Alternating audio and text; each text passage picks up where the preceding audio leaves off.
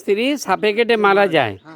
এই মারা যাওয়ার পরে ওইখান থেকে তখন থেকেই ও তখন এই ফড়িং বাচ্চা ছেলে হ্যাঁ এত বড় হ্যাঁ তখনই ও ঘর থেকে বেরিয়ে চলে আসে। আচ্ছা খ্যা বাবা বাড়ি কোথায় বললেন? তারপরে আর কোনোদিন ও গাড়িটা দেখতে পারে না। গারুটে বাড়ি। কোন জায়গাটা গারুটে?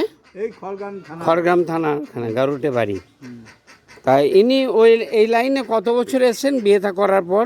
বিয়ে তারপর ওইটাই বাচ্চা তারপর আমি শুনলাম ওনার ছেলের মুখে 40 বছর ওইদিকে ছিলেন, পরে সারা জীবনটাই এই সাধু লাইনেই বিতিয়ে দিয়েছেন। 40 বছর তখন বোধহয় ও যখন আসে তখন 40 বছর বয়স হলো।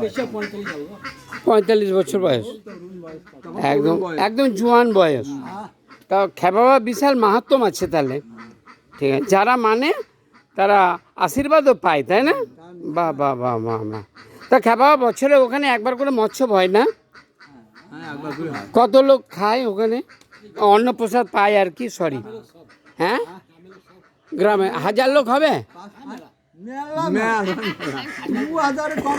আচ্ছা 2000।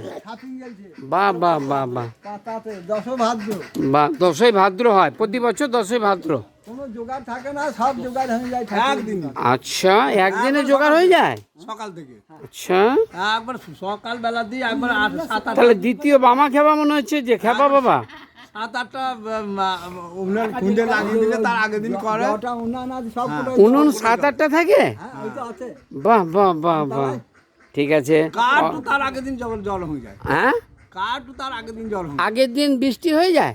জ্বর কাঠ জ্বালানি ও কোনো মাসে বৃষ্টি হয় তখন ওই চাবু টানিয়ে আচ্ছা আচ্ছা আচ্ছা, কিন্তু নির্বিঘ্নে হয়ে যায়।